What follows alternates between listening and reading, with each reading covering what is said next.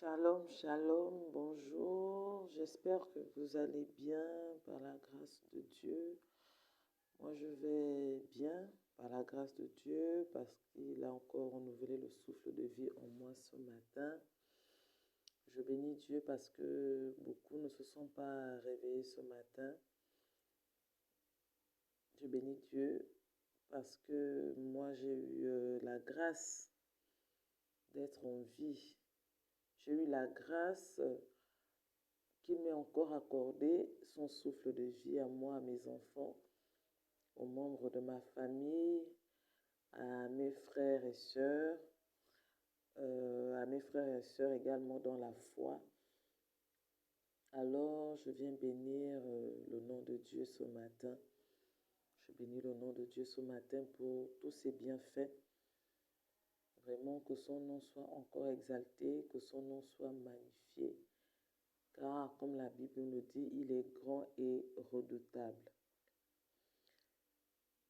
Je voudrais partager quelques paroles avec vous ce matin.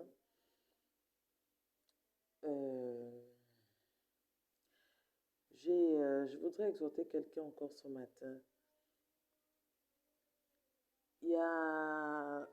J'ai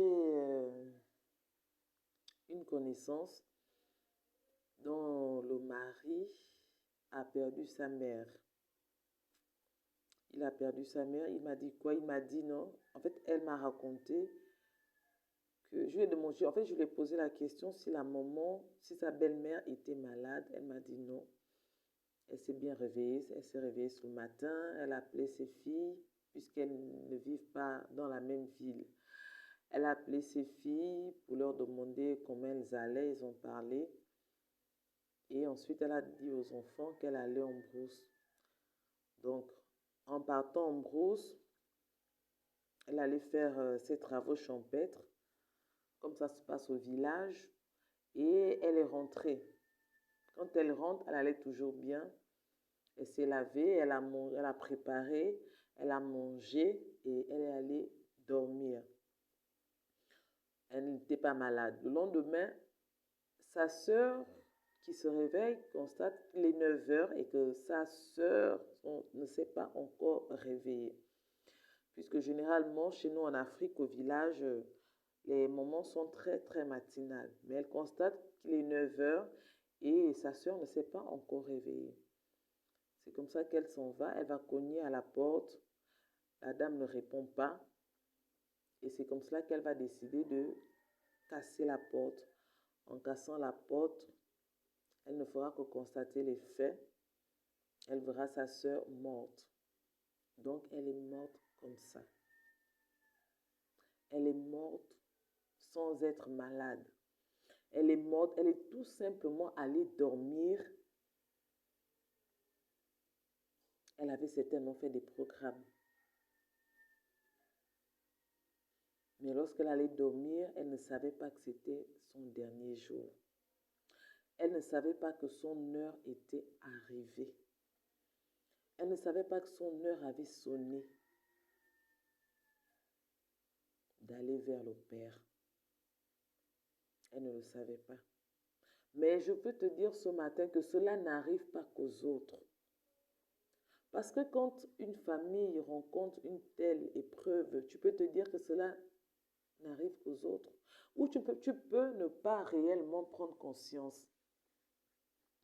Mais je te dis que cela n'arrive pas qu'aux autres, ça arrive à tout le monde. Cela arrive à tout le monde. Elle est morte, je ne sais pas quel genre de vie elle menait. Je ne sais pas si elle était réconciliée avec Dieu. Je ne sais pas quelle était sa communion avec Dieu. Mais aujourd'hui, elle se trouve devant Dieu, devant le tribunal de Dieu. Elle se trouve devant le tribunal de Dieu. On ne sait pas si elle ira dans le lieu de tourment ou dans le lieu de repos. Vous voyez, la mort peut frapper à n'importe quel moment. La mort peut frapper à tout moment. Pendant que tu es en train de manger, la mort te surprend. Pendant que tu es en train de dormir, la mort te surprend. Pendant que tu es en train de te laver, la mort te surprend. Mais en tant que chrétien, nous ne devons pas être surpris par la mort. Même s'il arrivait que la mort c'est pour tout le monde. Que tu sois chrétien, que tu sois païen, que tu sois musulman, que tu sois quoi. La mort est pour tout le monde. La mort c'est pour tout le monde. Mais il faudrait que tu commences à regarder, à ranger ta vie. Que le jour où la mort va te surprendre, que le jour où la mort va te surprendre, que tu ailles vers ton Père, ton Créateur. Essayons de revoir nos vies, examinons nos vies. Essayons de recadrer nos vies. Parce que la mort, c'est pour tout le monde. La mort n'est pas pour l'autre. Quelle est ta vie actuellement avec Jésus? Quelle est ta communion actuellement avec Dieu? Tu peux ne pas être malade, tu peux être là en train de marcher. Tu marches et quelqu'un, voilà un véhicule qui vient, il perd ses freins ou je ne sais pas trop, comme cette histoire qui s'est passée au Nigeria où la dame poursuivait son mari en voiture parce qu'elle aurait appris qu'il était avec sa maîtresse et c'est elle qui est partie. Vous imaginez une telle scène arrive, vous êtes en train de marcher et voilà comment la voiture vient et te cogne, tu meurs sur le champ. Oh, tu n'avais pas préparé cela. Prépare ta vie maintenant. Revois ta vie, ce qui ne va pas. Demande au Seigneur de t'aider. Demande au Saint-Esprit de t'aider. Parce que ce n'est pas facile. Mais revois ta communion avec Dieu. Revois ta communion avec Dieu. Il est temps que tu cesses ces faux raisonnements. Comme quoi Dieu n'existe pas. Il est temps que tu cesses ces faux raisonnements. Comme quoi l'enfer n'existe pas. L'enfer existe. L'enfer existe, il est bel et bien réel. Alors revois ta vie avec le Seigneur. Revois ta vie, demande au Seigneur, Seigneur, toi qui es chrétien, toi qui as donné ta vie au Seigneur, prie et demande au Seigneur, Père, quelle est cette partie de moi, quelle est cette partie de ma vie que je n'ai pas encore rangée, qui n'est pas encore en conformité avec toi. Fais cette prière à Dieu, il va te le révéler. Il va te révéler cela. Fais cette prière à Dieu. Je ne sais pas si je l'ai déjà dit dans les vidéos précédentes. Moi, j'ai fait cette prière à Dieu. Je ne sais pas, je vais vérifier. Il faudrait que j'en parle, il faudrait que je fasse une vidéo spéciale par rapport à cela.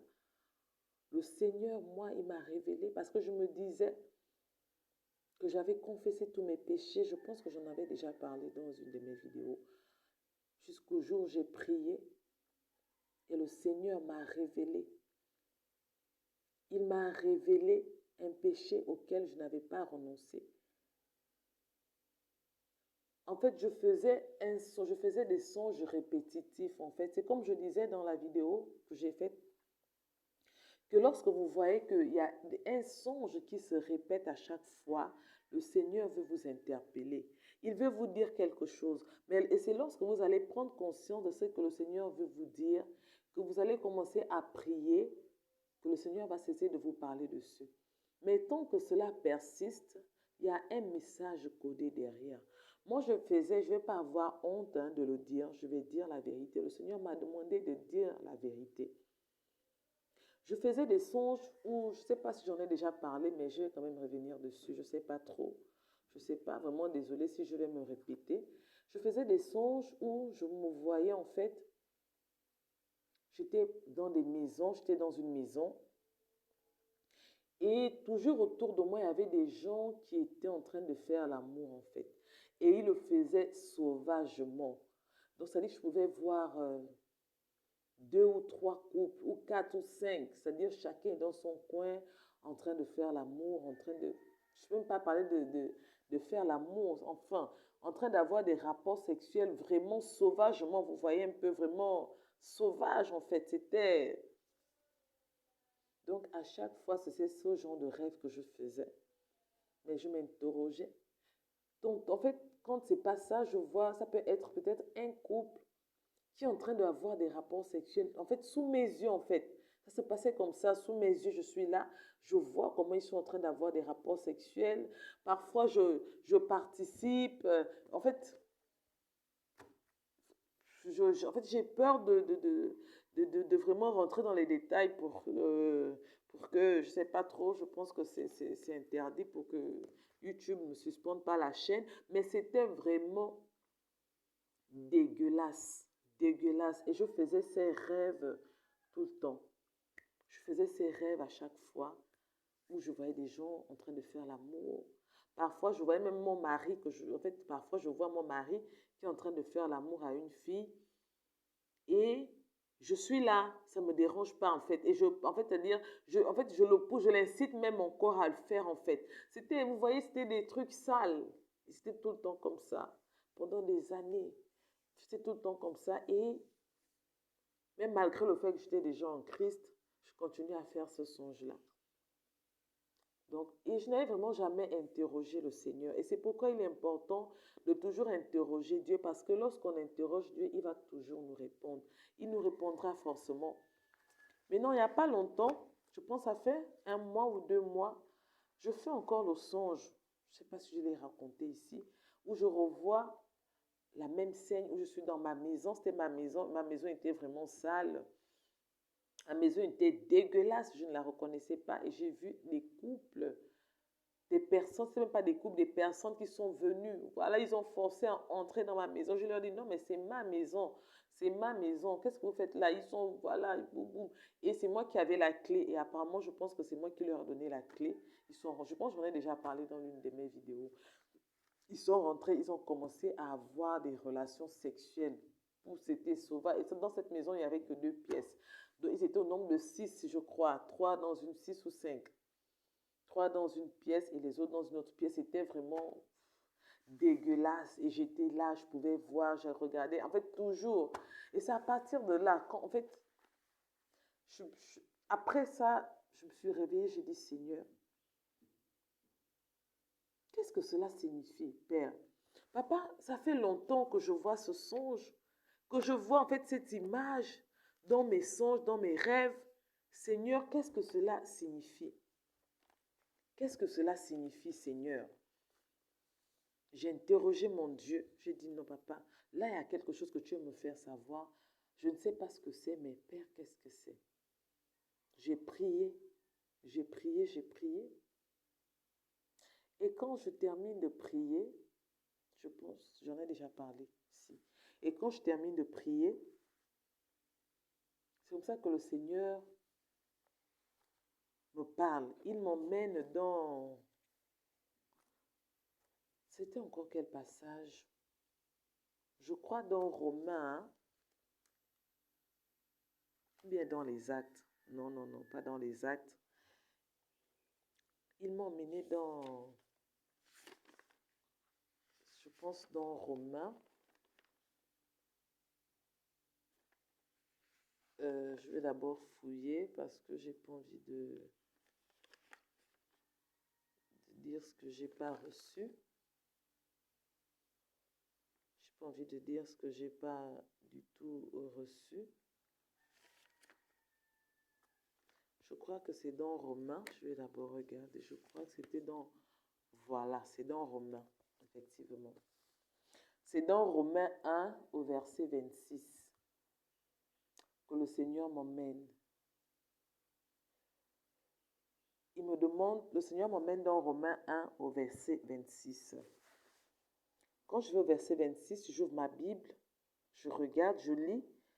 Et le 26, le verset 26 dit ceci.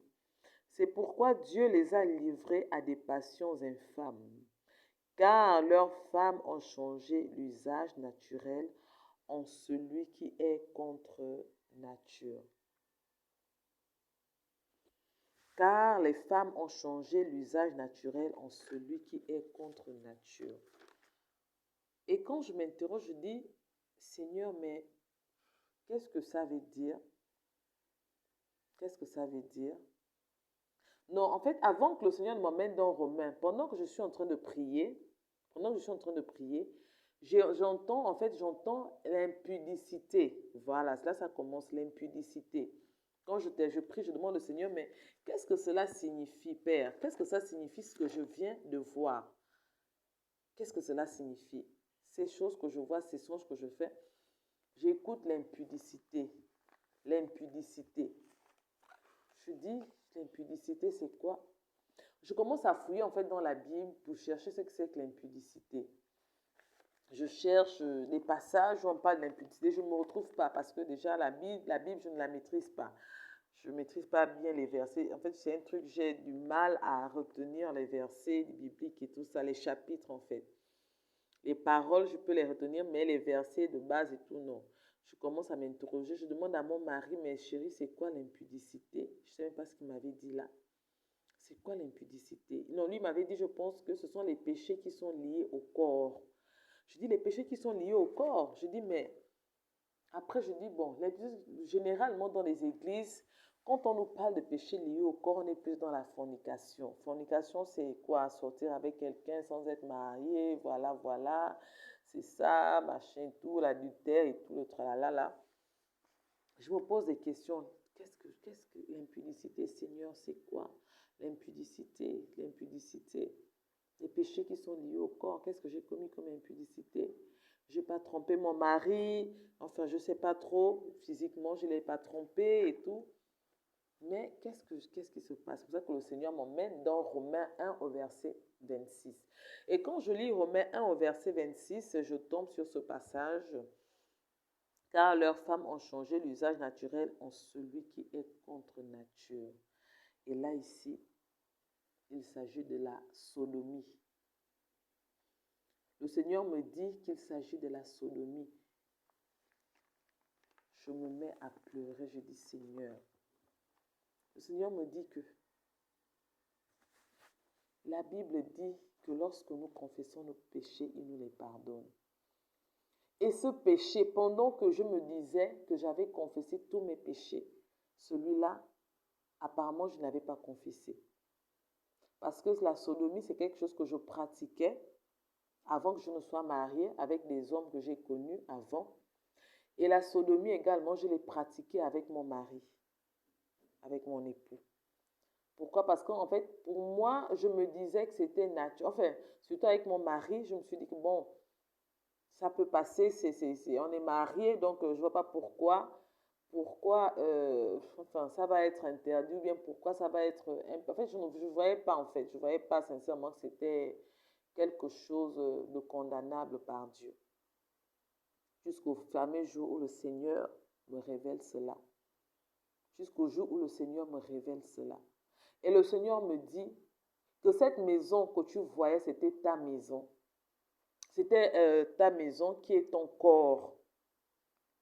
La Bible nous dit que notre corps est le temple du Saint-Esprit. Et si notre corps est souillé, le Saint-Esprit ne peut pas y résider. Le Saint-Esprit, mon corps était sale, souillé, sale.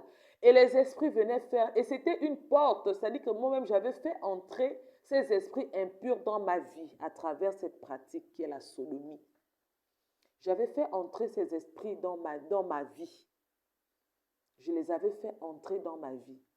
Et ils avaient autorité sur ma vie. Ils pouvaient faire ce qu'ils voulaient de ma vie, de ma maison, de ce corps où Dieu n'y était à cause parce que j'avais fait entrer l'ennemi dans ma vie. Moi-même, j'ai ouvert cette porte. Il y a des portes que nous-mêmes nous ouvrons. Ce n'est pas le sorcier, ce n'est pas le grand-père du village. C'est nous-mêmes qui ouvrons ces portes. Et quand j'ai terminé, le Seigneur a fini de me parler sur cette sodomie, je me suis mise à pleurer. Je me suis vraiment mise à pleurer. Et j'ai demandé pardon à Dieu. D'un cœur sincère. Il n'y a pas longtemps, hein, je pense que ça fait 1 mois et demi, hein, 2 mois. Il n'y a pas longtemps. Il n'y a pas longtemps parce que vraiment, le Seigneur me parle tous ces derniers temps. Vraiment, le Seigneur me parle tous ces derniers temps. Et j'ai demandé pardon à mon Dieu. J'ai même fait un travail, un jeûne par rapport à cela. J'ai fait un travail par rapport à cela. Et le Seigneur m'avait répondu quand j'ai fait ce travail. Le Seigneur m'a répondu. Je l'avais noté quelque part. J'avais noté la réponse du Seigneur quelque part. Voilà, c'est là. Vous voyez, ici. Quand j'avais fait ce jeûne de repentance, c'est là. Il m'a dit, j'ai écrit mon premier jour de jeûne de repentance, je ne sais pas, pour ne pas dire que c'est faux ce que je suis en train de dire. Je ne sais pas si vous voyez, c'est à l'envers. Premier jour, le Seigneur m'a répondu. Le Seigneur m'a dit qu'il a exaucé ma prière et ma supplication, qu'il a sanctifié ma maison et qu'il a mis désormais son nom dans ma maison et que désormais ses yeux, son cœur et ses oreilles sont déjà là dans ma maison. C'est ce que le Seigneur m'avait dit. J'ai noté cela. Qu'il a sanctifié ma maison, mon corps, il a sanctifié. Il a sanctifié mon corps, il a exaucé ma prière, ma supplication, et qu'il a sanctifié ma maison, il a nettoyé ma maison par son sang précieux. Et que désormais, son nom est dans ma maison, son nom est dans mon corps. La maison ici, c'est mon corps, qui est désormais la maison de Dieu. Donc, c'était pour dire, en fait, c'était une parenthèse pour dire qu'il y a des péchés qu'il faudrait que nous puissions confesser. Il y a des péchés, tu peux oublier, tu peux te dire que tu as confessé tous tes péchés. Or, il y a un péché qui te retient. Que le jour de ta mort, le Seigneur va te présenter ce péché. Alors, il faut que tu fasses toujours cette prière tous les jours pour dire, Seigneur, pardonne-moi. Seigneur, révèle-moi. Même cette nuit encore, le Seigneur est venu me parler. Le Seigneur est venu me parler par rapport à quelque chose, par rapport à un acte que je commets, quelque chose qui n'est pas bien. Il est venu me parler. Je vais en parler prochainement dans la vidéo suivante. En fait, la prochaine vidéo que je ferai. Pour quelque chose qui n'est pas bien, il est venu me parler cette nuit. Il est venu me parler cette nuit pour me demander d'arrêter. D'arrêter. Il a envoyé son ange. C'est l'ange qui est venu me parler. Ce n'est pas lui, c'est l'ange qui est venu de la part du Seigneur m'apporter ce message cette nuit. D'arrêter quelque chose que je fais. Il m'a demandé d'arrêter. Ce n'est pas bien. Et je vais en parler dans la prochaine vidéo. Donc, pour dire que Dieu est le maître de notre vie. Et lui seul, la Bible nous dit qu'il est le seul à connaître les jours de notre existence sur la terre. Alors, je voudrais vraiment que tu pries et que tu recommandes ta vie au Seigneur, que tu revoies ta communion avec le Seigneur, que tu revoies ta vie avec le Seigneur, que tu demandes au Seigneur de te révéler les péchés cachés que tu n'as pas confessés, afin qu'il puisse te pardonner. Ce n'est pas le message que je voulais donner aujourd'hui. Ce n'est pas le message que je voulais donner aujourd'hui. Vraiment, c'est Dieu qui fait toutes choses. Ce n'est pas ce message que je voulais donner, mais c'est le Seigneur qui a... Le Saint-Esprit qui conduit. Il faudrait vraiment que nous puissions nous mettre en prière. Parce que en ce moment, l'esprit de mort circule. Il y a l'esprit de mort. Nous sommes en fin d'année. Nous sommes en fin d'année et l'esprit de mort rôde. La Bible nous dit que le diable rôde comme un lion, rugissant, cherchant qui il dévorera. Et nous sommes en fin d'année, plus que quelques mois, pour atteindre l'année 2023 pour ceux qui le verront. Donc, je voudrais te dire qu'il faut que tu te mettes en prière. Il faudrait que tu pries pour ta famille. Ma batterie est à plat, je vais essayer de faire vite. Il faudrait que tu pries pour ta famille. Il faudrait que tu te lèves dans la prière parce que l'esprit de mort est en train de rôder. L'esprit de mort est en train de rôder dans les familles. Il faut que tu te lèves. Le diable est en colère. La Bible nous dit que le diable est descendu, animé d'une grande colère. Le diable est en colère. Il sait qu'il ne lui reste plus beaucoup de temps et il veut emmener un maximum avec lui en enfer. J'ai fait 4 songes cette semaine, 4 songes où je voyais des esprits de mort dans les familles. Où je voyais des esprits de mort dans les familles. J'ai fait 4 songes. J'ai d'abord vu dans une famille où il y avait quelqu'un qui était décédé, et la famille est allée enterrer la personne qui est décédée, et ils sont rentrés pour manger en fait. C'est-à-dire, généralement en Afrique, hein, après, chez nous, après le, après le décès, on rentre, on donne à manger. Donc, dans le songe que le Seigneur me montrait, c'est ce qui s'est passé après l'enterrement. La famille est rentrée à la maison, ils ont fait à manger. Il était exactement midi. Je ne sais pas pourquoi le Seigneur s'est accentué sur l'heure midi. Je ne sais pas pourquoi, je n'ai pas encore demandé à Dieu pourquoi il s'est accentué sur cette heure-là, midi. Midi, il était midi pile et les gens étaient en train de manger. Ils revenaient de l'enterrement.